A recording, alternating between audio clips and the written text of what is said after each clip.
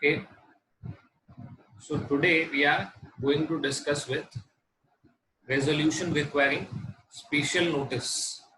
Okay, means up till now we have studied two types of resolutions, that is ordinary resolution and special resolution. This is third type in which to pass a resolution we require a special notice. Okay, so ऐसे कौन से circumstances हैं जहां पे special notice की जरूरत पड़ेगी और कौन ये डिमांड कर सकता है. ओके, तो यहाँ पे पहले लिखा हुआ है that if there is a requirement of special notice, उसका आगे प्रोविजंस है आर्टिकल्स ऑफ एसोसिएशन में कि आपको कुछ पर्पसेस के लिए स्पेशल नोटिस देना पड़ेगा, कोई भी रेजोल्यूशन पास करने के लिए स्पेशल नोटिस देना पड़ेगा. देन उसके लिए जो डिमांड आना चाहिए वो ऐसे लोगों के पास आना चाहिए जिसके पास minimum 1% of total voting power है और शेयर होल्डर्स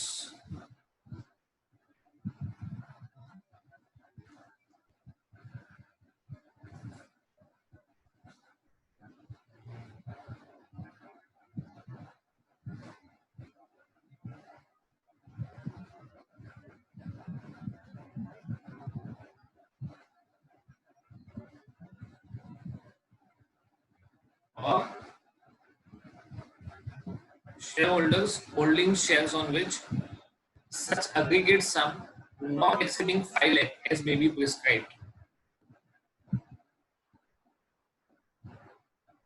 5 लाख रुपए या उससे कम का पेड अप कैपिटल होगा तो भी चलेगा.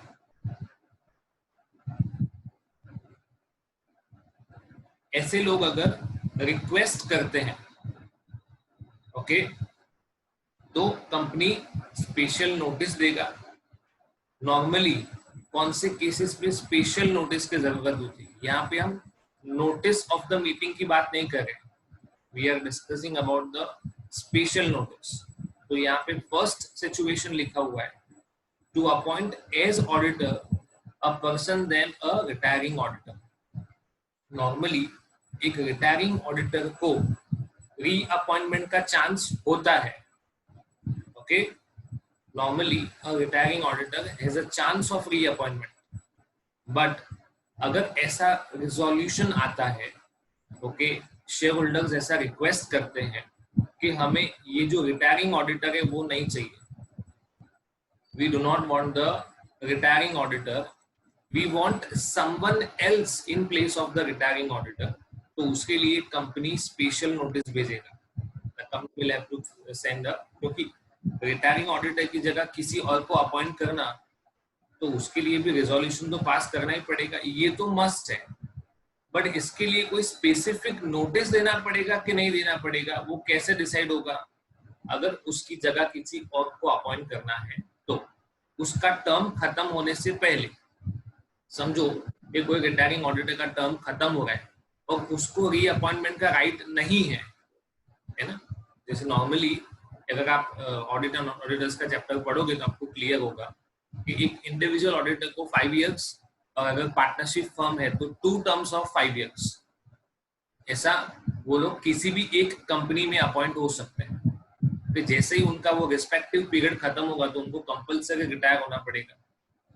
उस केस में स्पेशल नोटिस की जरूरत नहीं है, पर जहां पे उसका टाइम पीरियड खत्म नहीं हुआ है और उसको हम रीअपॉइंट नहीं करें, मतलब नॉट टू रेटिफाई, उसके अपॉइंटमेंट को अगर हम रेटिफाई नहीं करते हैं या तो एक्सप्रेसली ऐसा बोलते हैं कि इसकी जगह कोई और अपॉइंट होना चाहिए, then we need a special notice. Number 2, to stand for directorship by a person other than the retiring auditor. Okay, ये भूल जाओ कि रिटायरिंग ऑडिटर जैसा कोई वर्ड है. Okay, other than retiring auditor, आप सिंपली ऐसा पढ़ो to stand for directorship okay by a person. तो उसके लिए कितने दिन का नोटिस देना पड़ेगा, 14 डेज का नोटिस.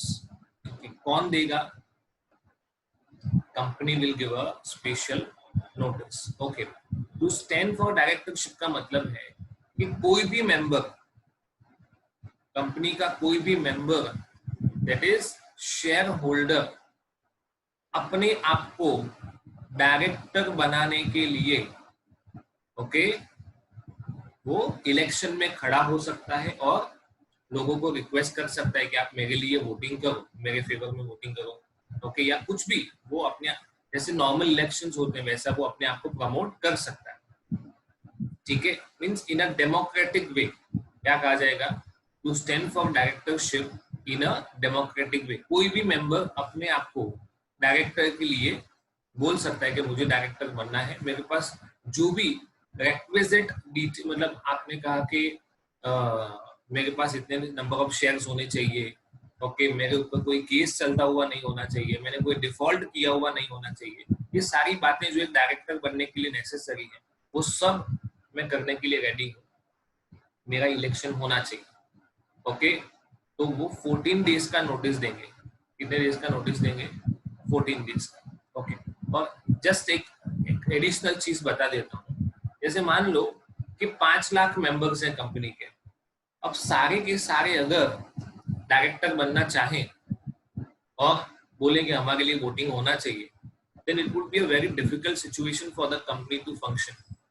इसीलिए ऐसा कहा गया है कि जो भी मेंबर अपने आप को डायरेक्टर बनाने के लिए एलिजिबल समझता है उसको कुछ डिटेल्स फिलअप करनी पड़ेंगी और उसके साथ साथ उसको एक डिपॉजिट अमाउंट भी भरना पड़ेगा। That person will have to give a deposit amount. अगर उसको पर्टिकुलर नंबर ऑफ वोट्स मिलते हैं, भले वो हार जाए, है ना, हारता है या जीतता है उससे मतलब नहीं है, बट अगर एक लेवल से ज्यादा वोट मिल गए तो ये डिपॉजिट रिफंड हो जाएगी, अगर वो नहीं मिले तो ये डिपॉजिट फोरफिट हो जाएगी। इसीलिए कोई भी इस पोजीशन का अब्यूज नहीं करता है ना। कोई भी उठ के सुबह बोल के ऐसा बोलेगा कि मुझे डायरेक्टर बनना है, तो ऐसा वो नहीं करेंगे। क्यों? क्योंकि यहाँ पे मनी इन्वॉल्व है, उनको डिपॉजिट करना है somewhat amount of 1 lakh rupees, okay. Number 3, to remove a director, कौन सा वर्ड लिखा गया है? Remove a director under section 169 subsection 2 और to appoint the person to fill the vacancy caused by dismissal of a director, okay। हम किसी director को remove कर रहे हैं, है ना, किसी भी रीजन की वजह से, and yes, opportunity of being heard, उसको हम बोलेंगे कि आपको एक मौका मिलेगा अपने आप को प्रेजेंट करने का और उसके बाद आपको रिमूव किया जाएगा। तो वो रिमूवल का पॉइंट है या तो डिसमिसल का, उसने खुद कोई ऐसा काम किया, से फॉर एग्जांपल उसने कोई ऐसा क्राइम कमिट किया जिसकी वजह से वो ऑटोमेटिकली डिस्क्वालीफाई हो जाता है। Now all these things are there at the CA final level, कि कौन से पॉइंट्स हैं जिसकी वजह से वो डिस्क्वालीफाई हो सकता है। There are civil liabilities, there are criminal liabilities, okay। But ऐसा कोई भी क्राइम जिसकी वजह से उसको एज अ डायरेक्टर अपना जो पोजीशन है वो वैकेंट करना पड़ेगा। He will have to vacant the position, means he will be disqualified, और उसकी जगह हम किसी को अपॉइंट कर रहे हैं, तो वो वाला प्रोविजन, या तो सिंपल किसी डायरेक्टर को रिमूव करना है। तो इन तीनों केसेस में हमें स्पेशल नोटिस की जरूरत पड़ेगी। सबसे पहला, जो ऑडिटर रिटायर हो रहा है उसकी जगह पे किसी नए ऑडिटर को अपॉइंट करना है, या तो किसी एक पर्सन को डायरेक्टर के इलेक्शन में खड़े रहना है, या तो तीसरा, ओके, किसी डायरेक्टर को रिमूव करना है, या जिसकी प्लेस खाली हो गई, वैकेंट हो गई, उसकी जगह किसी नए पर्सन को अपॉइंट करना है। इन ऑल दीज 3 केसेस और 4 cases we need to give a special notice, okay. Rule 23, a special notice required to be given to the company shall be signed either individually or collectively by such number of members holding not less than 1% of voting power or holding shares on which an aggregate sum of not less than ₹5 lakh. May be थोड़ा सा provision पढ़ने में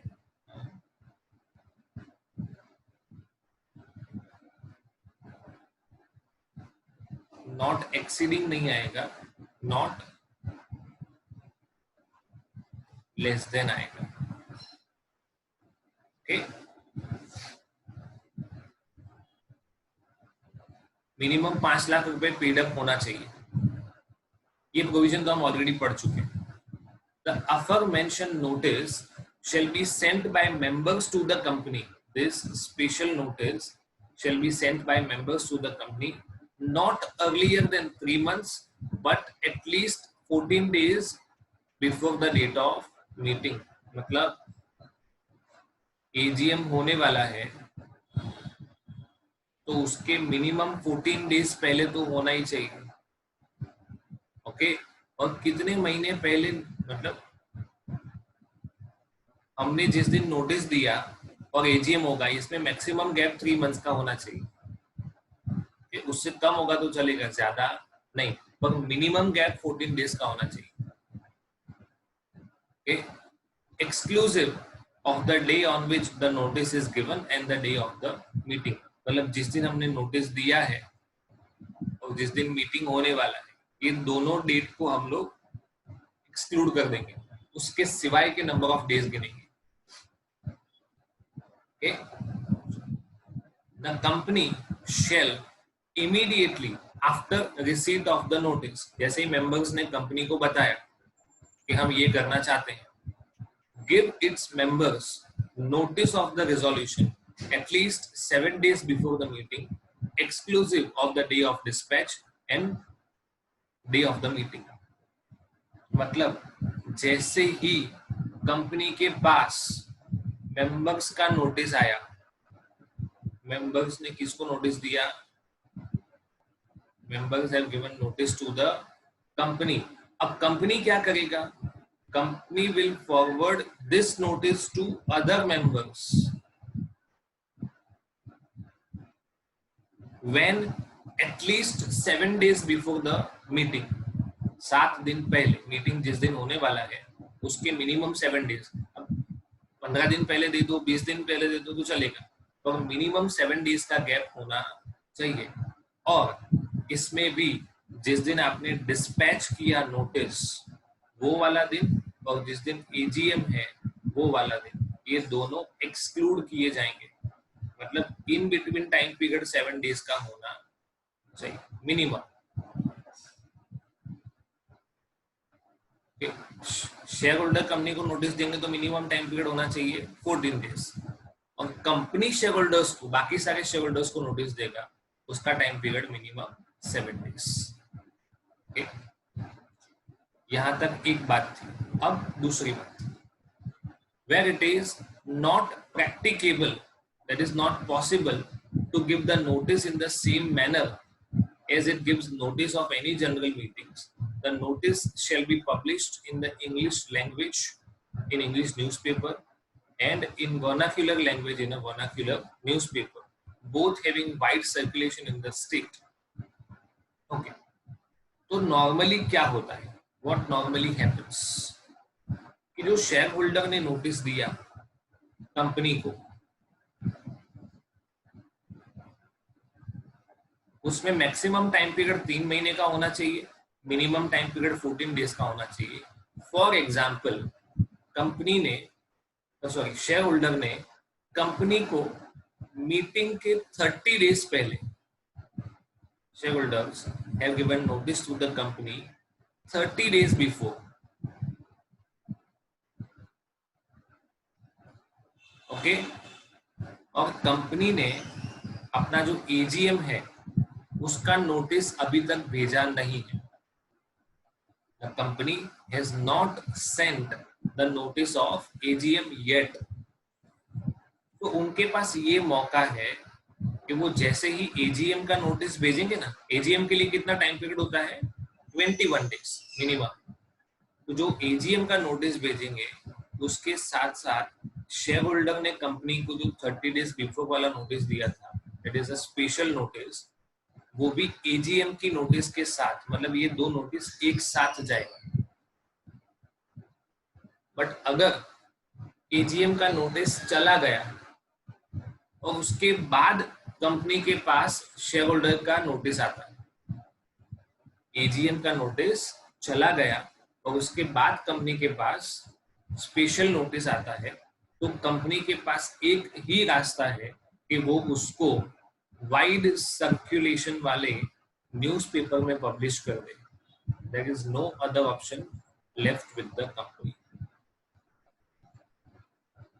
okay, कौन से newspaper? एक English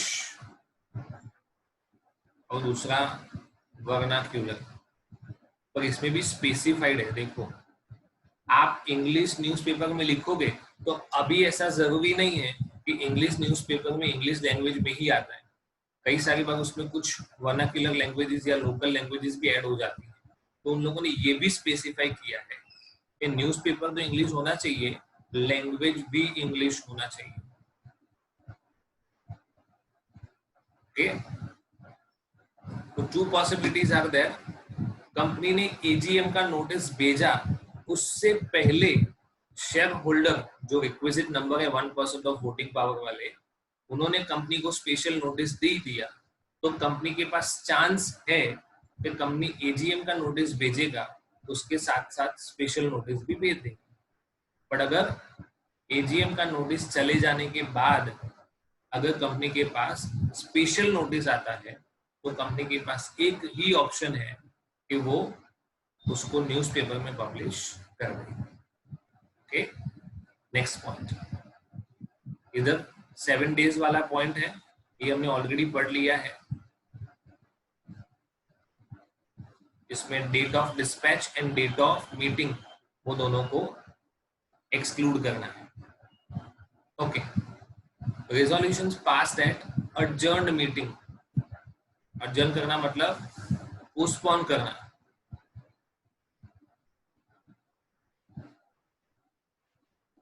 The section simply states that where a resolution is passed at an adjourned meeting of a company or holder of any class or board of directors, कोई भी meeting हो, general meeting हो, board meeting हो, share holders meeting है, debenture holders meeting है, creditors meeting है, any kind of meeting. Okay, and it states that if a meeting is adjourned, then the date of passing of the resolution shall be the date on which it actually passed and not on the earlier date. Okay? इसका मतलब ये है कि अगर आपने कोई भी meeting से फॉर एग्जांपल 1 जून को रखा था और उसका adjourned मीटिंग 8 जून को रखा था, कोई भी क्लास ऑफ मीटिंग है, board of directors, company, shareholders, any kind of meeting, and it is specified कि रेजोल्यूशन का डेट वही होगा जिस दिन वो एक्चुअली पास्ड होता है. okay? तो सी फॉर एग्जांपल हमने 10 चीजें डिस्कस की थी, हमको 10 चीजें डिस्कस करनी थी एजेंडा में, पर उसमें से 7 चीजें 1 जून को डिस्कस हुई और उसका रिजोल्यूशन भी पास हो गया.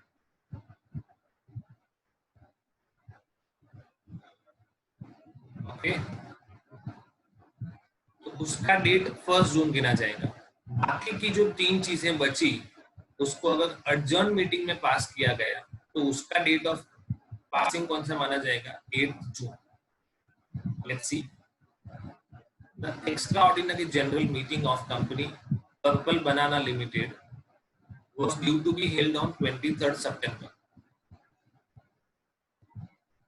However, due to want of quorum का मतलब जितने मिनिमम लोग होने चाहिए उतने नहीं थे, इसकी वजह से उसको 1 अक्टूबर को रखा गया.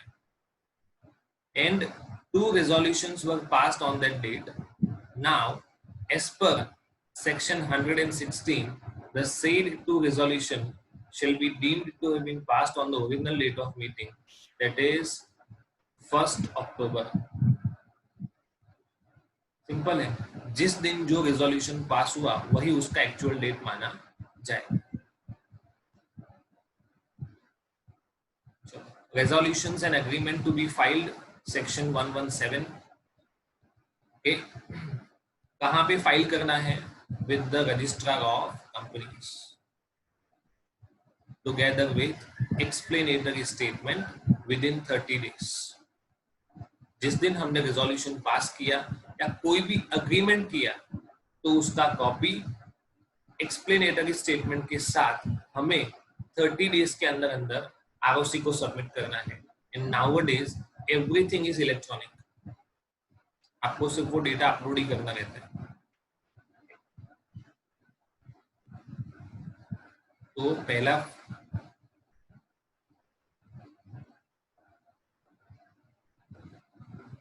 ये वाला, तो यहां तक हमने जो पढ़ा वही है। ये प्रोवाइडेड मतलब ये एक्सेप्शन है, समझेंगे। Copy of every resolution which has the effect of altering the articles in copy of every agreement referred to in subsection 3 shall be embodied in or annexed to every copy of the articles issued after passing of the resolution। मतलब आपका articles of association का एक original copy है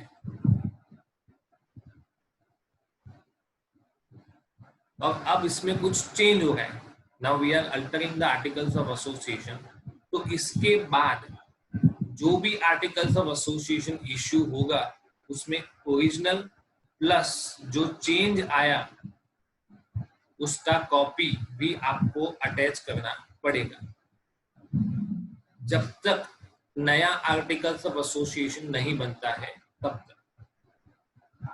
मैं पुराना वाला articles of association ही सबको issue कर रहा हूँ, देन वो पुराना वाला आर्टिकल्स प्लस मैंने जो भी चेंज किया उसका कॉपी उस आर्टिकल्स ऑफ एसोसिएशन के साथ अटैच करके ही देना है, so that it gives a combined reading.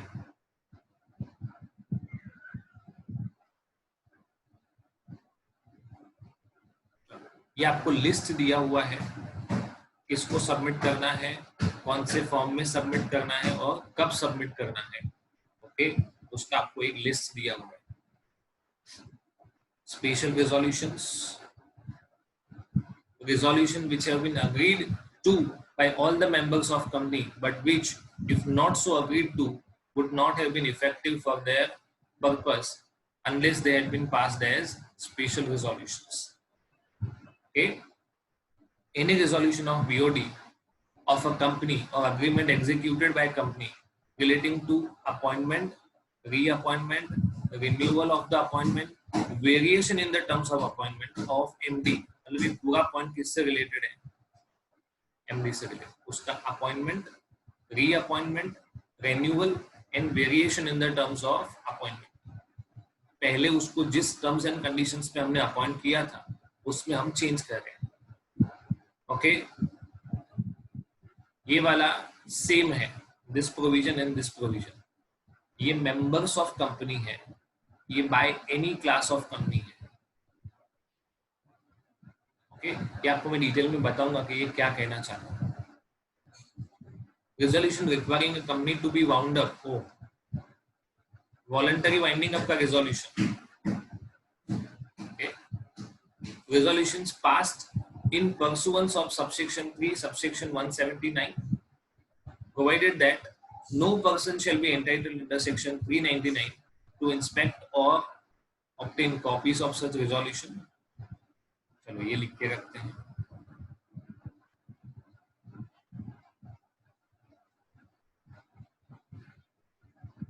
Okay, and this clause is not applicable to a banking company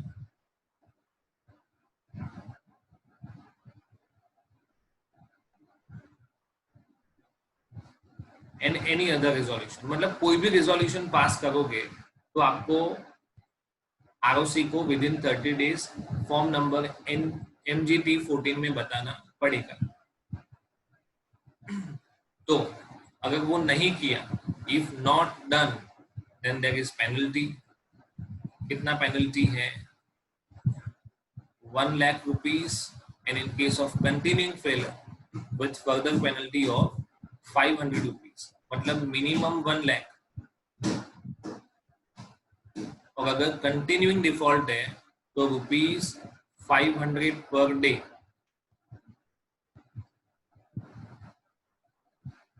subject to maximum 25 lakh rupees. यहां तक तो पहुंचेगा ही नहीं कभी। ओके, ये कंपनी का पेनल्टी था। किसका पेनल्टी था? Company will pay. अभी ऑफिसर का पेनल्टी आएगा, तो ऑफिसर के लिए पेनल्टी है 50,000 रुपीज।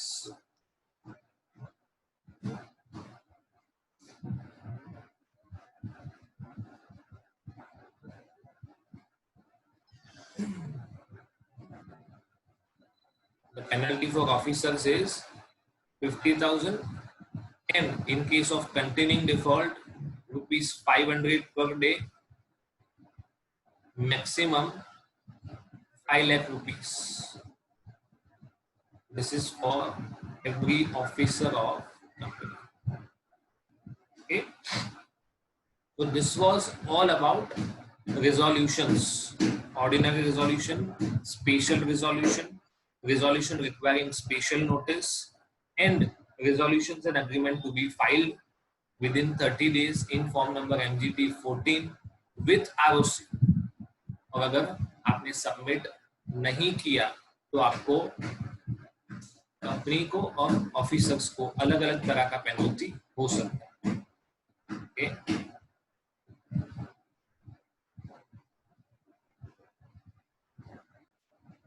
है ना। फाउंडेशन में मिनट्स के बारे में थोड़ा बहुत डिस्कशन हुआ होगा, minutes of the meeting. So what is a minute? Basically a diary of, क्या कहा जाता है, diary of records. For every meeting there is a separate diary, मतलब एवरी मीटिंग नहीं, एवरी टाइप ऑफ मीटिंग, जितने अलग अलग टाइप्स ऑफ मीटिंग होती है उसके लिए अलग अलग डायरी रखा जाता है, जिसमें कंपनी सेक्रेटरी मीटिंग में होने वाली हर एक चीज को डिस्कस करता है। सॉरी, जो मीटिंग में हर एक चीज डिस्कस हुई उसको नोट करता है। Okay, initially in a rough manner and in a later on in a fair manner. Okay, कौन से मेंबर ने क्या कहा था, क्या डिस्कशन हुआ था, कौन सा रिजोल्यूशन पास हुआ, कौन सा रिजोल्यूशन विड्रॉ हुआ, कितने लोगों ने फेवर में वोट दिया था, कितने लोगों ने अगेंस्ट में वोट दिया था। इसके अलावा अगर कोई डिसिप्लिनरी एक्शन किसी के सामने लिया गया है मीटिंग में, कोई मीटिंग का डेकोरम डिस्टर्ब कर रहा था, तो ये सारी चीजें मिनट्स में रिकॉर्ड की जाती है। एंड आई स्ट्रांगली रेकमेंड कि आप जो पार्लियामेंट के पुराने वीडियोस है वो देखो, तो आपको पता चलेगा। और स्पीकर कई सारी बार आपको ये बोलते हुए सुनाई देंगे, this is not going on record. क्या? This is not going on record, मतलब आप बोलोगे पर ये लिखा नहीं जाएगा, क्योंकि आपके पास या तो पावर नहीं है बोलने का, या तो आप अपनी सिचुएशन का गलत इस्तेमाल कर रहे हो। तो रिकॉर्ड में नहीं जा रहा है मतलब वो इस बुक में लिखने वाले नहीं है। तो वो भी डिसाइड करना होता है कि क्या लिखना है, क्या नहीं लिखना है। Okay, and this will serve as an evidence in the court of law. In future अगर कोई भी इश्यू आता है, कोई मैटर के रिलेटेड कंफ्यूजन अराइज होता है, तो मीटिंग में कंपनी सेक्रेटरी ने जो भी रिकॉर्ड्स रखे होते हैं वो कंक्लूसिव एविडेंस माने जाएंगे। Let's see, every company shall cause minutes of the proceedings of every general meeting of any class of shareholders or creditor. Cause minutes of the proceedings मतलब to maintain minutes of the proceedings of any class of shareholders. Okay, and every resolution passed by postal ballot